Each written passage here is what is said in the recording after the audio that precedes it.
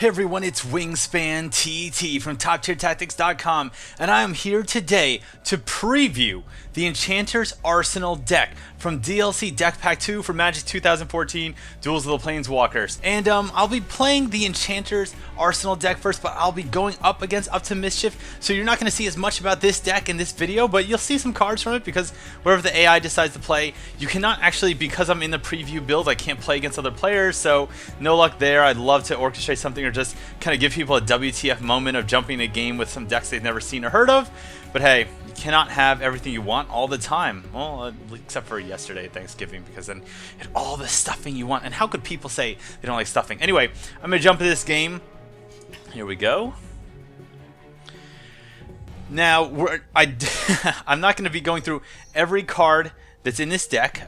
You will be able to see many of the cards in the deck. However, if you want the full deck list, you're going to have to go to TopTierTactics.com, where we're going to have the full deck list and the guide and all that stuff. I'm keeping this hand Up to Mischief going first. Let's see here. We got Kasali Pride Mage. Should remember this. Centaur Safeguard. I'm not a big fan of that card, but it kind of gives you some stalling capabilities. It's a 3/1 that when it dies, you gain 3 life. So if you drop this on the battlefield and they're kind of overrunning you, this guy can kind of buy you some time and trade with something. See here, it doesn't really matter what I put out first. Super easy to cast too with the hybrid mana. Super easy to cast. The only thing I hate about single player is that you can't zoom in and stuff. It pauses the game, which I get it. Single player is trying to be nice to you, but like I'd rather the timer just go in the background. Enchantress's Presence. There's a lot of Enchantresses. We got Yavimaya Enchantress here. Enchantress's Presence. Basically, Enchantress is a woman who likes to hang out with a bunch of trees and wear some kind of silk dress or dress made out of leaves and something and just draw lots of cards. So all the Enchantresses in here kind of work with enchantments or card draw to set you up with some kind of advantage. There we got Sigil of the Empty Throne. Again, you'll remember this from other enchantment-based decks in Duels of Planeswalkers. Can drop the Plains, can drop the Kasali Pride Mage, and Up to Mischief has a lot of tricky cards. Like this is just a 1/1 flyer. This got some weird counter spells based on the number of fairies you gotta play. It's all about fairies. So if you believe in fairies and you want to clap with your friends at home, show Tinkerbell that you believe, go for it. But this deck over here, this is more enchantment-based. You've got a lot of, I don't know, things that are based off enchantments. You cast enchantments, you draw cards, you got creature tokens, you gain life, all that kind of thing. I'm really not sure what I want to cast here. If I get Yavimaya Enchantress into play, then next turn I could cast Enchantress's Presence and she'll become 3/3 and swing with that. So I think that's what I'm going to do. Gonna drop a Plains. Just gonna swing in first, see what happens, what the computer has to do. The computer's got a lot of tricks. It's got a lot of flash creatures, got a lot of bounce, got a lot of counters, things like that. Yavimaya Enchantress probably gets +1/+1 for each enchantment on the battlefield. So it doesn't seem like a big deal, but you have just one, then you're getting a 3/3 for 3. But you start getting multiple enchantments out, she can get pretty big. You know, I've had her get that booty up to 7/7. And, of course, it counts all the enchantments on the battlefield, including your opponent's enchantments. So if your opponent, for whatever reason, has a bunch of enchantments in play, she can get really meaty. The one thing I've noticed about Enchanter's Arsenal is that while it's okay as a one-on-one deck, like it's got lots of stall cards, and I have not unlocked every card. I have 17 out of the 30 cards unlocked. There's lots of more cards I need to get. You just drew 3 cards. Ooh, okay, hold on a second. I'll explain that in a second. The main thing that I've noticed is that so what you're going to notice is because I don't have all the cards unlocked, this isn't really the deck I'm playing with right now. While I certainly have already swapped out some of the promo cards and some of the cards that I have unlocked in it, it's not really what I would consider the final best build or anything like that. You know, I got rid of a bunch of random enchantments and cards that were just no good. I didn't think the deck needed 4 copies of Lucent Luminid or whatever the hell I call that Space Horse in it. I don't remember all the other things I threw out, but I have trimmed it down a little bit. It's just not down to final, like what you see in this deck is what I recommend. This is something I just want to preview to show you what kind of cards are in the deck, how I have built it with about 17 unlocks so far, but just to give you a taste of what you can expect when you're making it for yourself, and you know, just to get a good mix in there, get a feel for Enchanter's Arsenal. So even though it is okay one-on-one, like it can hold its ground, you got some stall cards, I haven't unlocked all of them. The main thing is that it is really, really good for multiplayer. Like you've got lots of cards that kind of just, you know, something like Yavimaya Enchantress gets better and better the more players are in the game. Something like False Prophet, you get more and more card advantage the more players in the game, because when there's a board wipe that happens, you kill more and more creatures. He's got Fairy Imposter, which is a card I love from Return to Ravnica, by the way. It's such a simple card. It's very flavorful. I feel like this is one of these cards that one day is going to break a deck. If it hasn't already, that I don't even know about. I feel like that's a card that will be instrumental in some combo deck that I can't even imagine. 2-1-1-1-1-1. We here have Wall of Blossoms, great card, 0-4 wall. This goes back to when I was first starting Magic. This card came out. But you draw a card whenever it gets played. Pretty cool. I don't have any enchantments to cast, so I can't make this thing any bigger. So I pretty much just cast Wall of Blossoms, unless it's not like I could block any other things. I'd probably be better off casting the Safeguard. I don't know. But False Prophet doesn't really get me anywhere.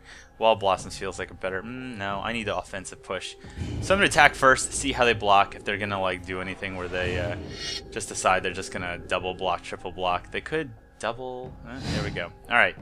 Just going to... okay, there we go. I'll trade 2 for 1 there. That's fine. I'm totally fine with that. Uh-oh. That's not cool. That is not cool. Okay, so my guy's going to get -5, -0. Go down -2, so I just lose my guy. Kind of sucks. At this point, I kind of almost want to get False Prophet on the board and just be like, look, you want to get lots of creatures on board, that's fine, but you're going to lose them if you want to kill my little fake Jesus. Fake Jesus doesn't go for that, and I don't get what he's supposed to be. He's a demon or something like that? I don't know. Whatever. So you've got Wall of Blossoms, you've got a lot of cards, even though I haven't drawn into them, you've got a lot of cards like Pacifism, Shackles, Journey to Nowhere, Face Fetters to kind of slow down the opposition. So you have a lot of cards to slow people down, and then of course your walls. So the whole point is slow people down, draw lots of cards, and then get enchantments like Sigil of the Empty Throne. And there are other enchantments that can really help you out in the late game. But this is one of them where you get this out, you tutor this out, whatever. You are going to put your opponent in a bind. Let's see if he's dumb enough to return this one. Nope, and he's going to play it again. So I'm not particularly concerned. He's got 4 creatures on the board. If I swing with this guy, I can exile a bunch of them if he doesn't want to take the hit. And here, Oracle of Nectars, you gain X life. It's pretty hilarious. Let's just see what happens here if I swing. If I just swing with both creatures, swing with one creature. If I just swing with False Prophet, but I can't block. There's no point. And like, what's the worst thing? I could just lose creatures? It's not a big deal. Alright, so I'm going to swing with both creatures, see what happens. See what happens. And I'm just trying to show you off some stuff in the deck, too. It's not even like I'm in the exact mode where I really need to prove anything here. Alright, he's going to kill off False Prophet. Everything's about to get exiled. I don't really have any targets here to destroy target artifact enchantment other than my own, so I'm just going to totally let this happen. All these things get exiled, so he loses all his creatures. Totally fine with that. And I'm going to get my Oracle of Nectars into play. Could have gone with a Safeguard. That might have been the better play. Safeguard might have been the better play. But I want to be able to use up extra mana if I don't draw into something I can use. If I draw a land, Sigil's going down. Don't draw a land, I can play the Safeguard.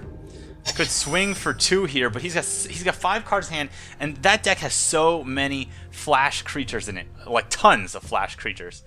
I could play another Enchantress's Presence, which would be absolutely hilarious. So I'm going to do it. And you notice here that they all stack up and it's enchantment, so I'm going to play this and draw a card. And now whenever I play another enchantment, I get to draw more cards. And now we have an Argothian Enchantress. Whenever you cast enchantment spell, draw a card. So if I get any enchantment spells, I'm really just going to be rocking card draw left and right. I'm not going to swing into this. I swear. He's got a 3/3 flash flying. There we go. Here's one. A 2/3 flash flying creature. Probably got another one. I wouldn't be surprised. Although that one costs 4 mana. Let's see here. What do I want to do? What do I want to do? Yeah, alright, I'm just going to take that. Right now I'll just be gaining 1 life next turn. Here we go. Anything else? Anything else? Here we go. 2/2 flyer. Could be bad for me. These things are going to start becoming bad for me. Now I'm going to be taking 4 damage a turn, gaining 1 life. Let's see what I got. Okay, Pacifism. Now what's great about this is when I'm going to cast Pacifism, I'm going to draw like a million cards. So I could cast this, or what I could do is I cast Argothian Enchantress first and then cast Pacifism, which feels like the better play. So I'm going to do that. Now, which creature do I want to cast Pacifism on? 2/3 versus 2/2. It's not a big deal. So might as well cast it on the 2/3, just in case combat comes up later. You know, now I'm just going to draw an insane amount of cards, restock my whole hand, get another land. Fine, Rancor, please, Forest. And we get the Forest, ladies and gentlemen. I could throw Rancor on this thing and attack, but I feel like it's a trap. And I really want to get Sigil of the Empty Throne into play, so I want to just get my forest down. I could get Evolving Wilds into play now, but I'd rather get this down and just gain the 1 life. Or, could I? I'm not going to die this turn right now. I could also just cast Rancor. But I feel like I'd rather cast Rancor on like a creature I actually want to attack with. Oh man, I don't know what to do. I'll draw so many cards if I cast Rancor now. I could cast Rancor and then on the Argo. I can't cast it on that thing. Could cast it on his creature. Whatever. All right, we're just gonna skip it. We're gonna skip it. And here we go. 2/3 creature flash. So he will be swinging again for 4. For oh, what is he targeting? His own creature. Okay, got it. So he's gonna recast that thing. So my pacifism doesn't do anything. This deck is, it feels like a little bit, you know, what it's trying to do, it's doing well at it. There's not too much of an end game, which is slightly problematic. The main problem with it is that Sigil of the Empty Throne is the easiest way to win the game, or getting, I think there's Oversoul of Dusk, and there are these creatures that are just absolutely gigantic, nasty creatures. Yeah, I can throw, okay, let me just cast, if I cast Sigil, draw a bunch of cards. And, alright, but will I survive? 2, 4, 6. I only take 6 damage next turn, so I'll survive. Then I can start creating angel tokens. Okay, very good. Draw those lands. Draw. Ooh! Ethereal Armor. Ooh! It's like my birthday here. So if I throw Ethereal Armor on my creature and swing, that's going to be like really nasty. So let's do that. We're going to do that. Ethereal Armor, by the way, gives +1/+1 for each enchantment you control and first strike. Now watch, he's going to fucking bounce my creature.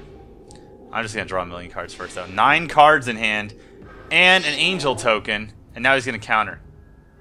He's going to counter it. Fine, be that way. I still get my angel token, though. You can't stop that. And now I have a blocker.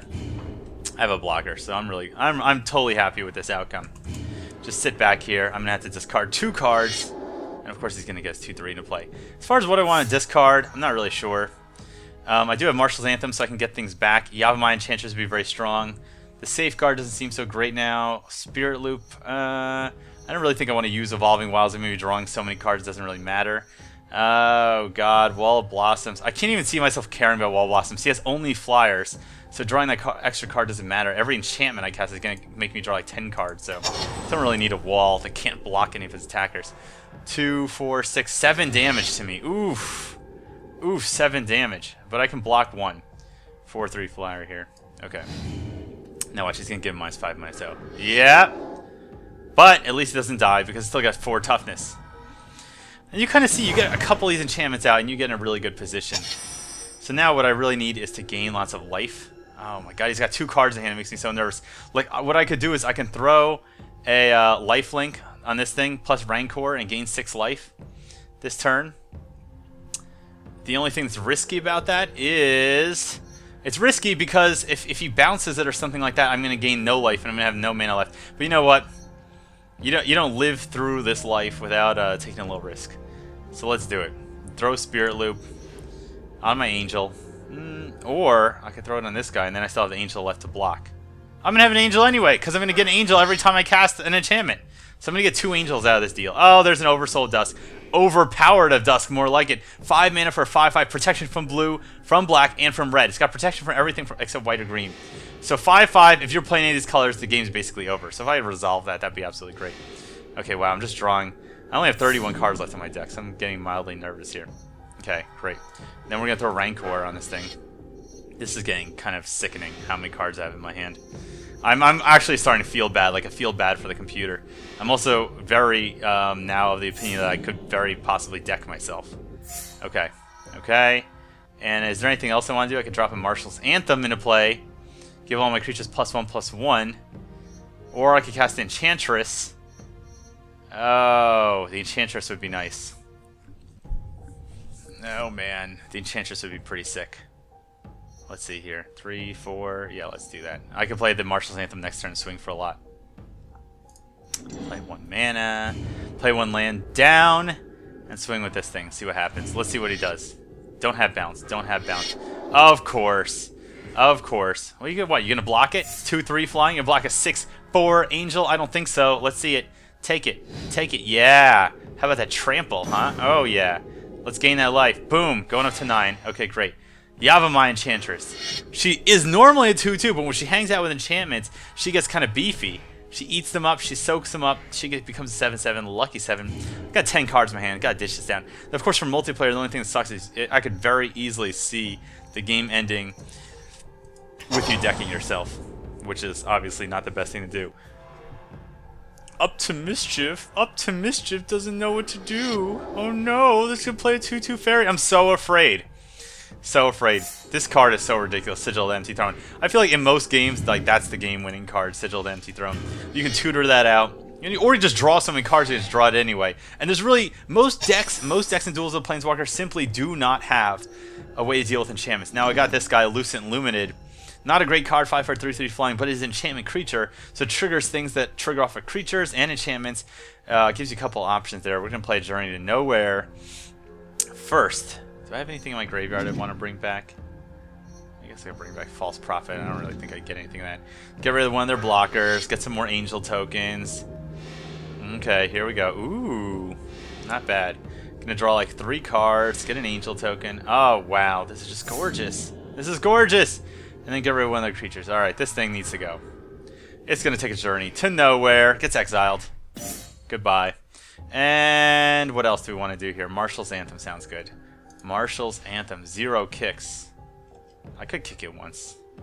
I'll get 1 creature back, but I'll get Wall Blossoms or something. I don't have anything else to do with the last 2 mana, so I might as well kick it. Alright, let's do it.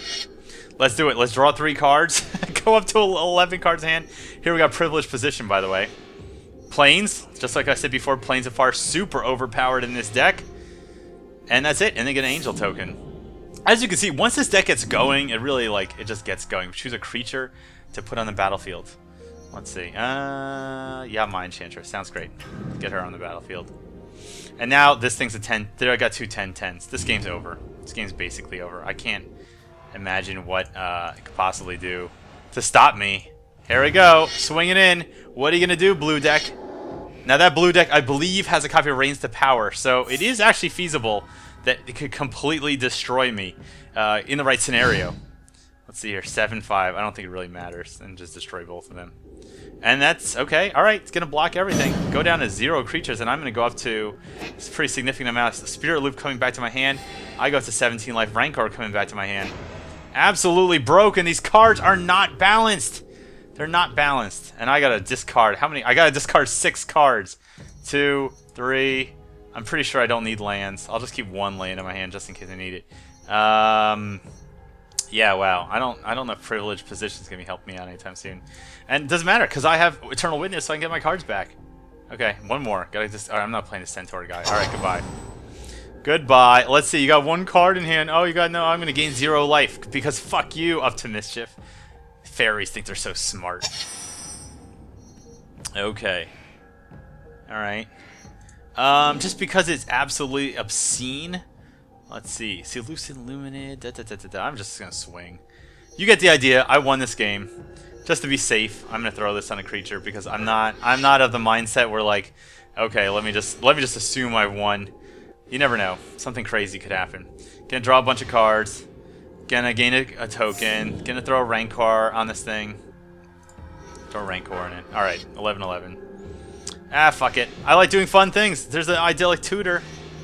Oh my god! I'm down to 14 cards in my deck. Like, if somehow they stop me this turn, I'd be pretty screwed. I'm really lucky there's no mill decks in this game, because a mill deck would absolutely wreck me right about now.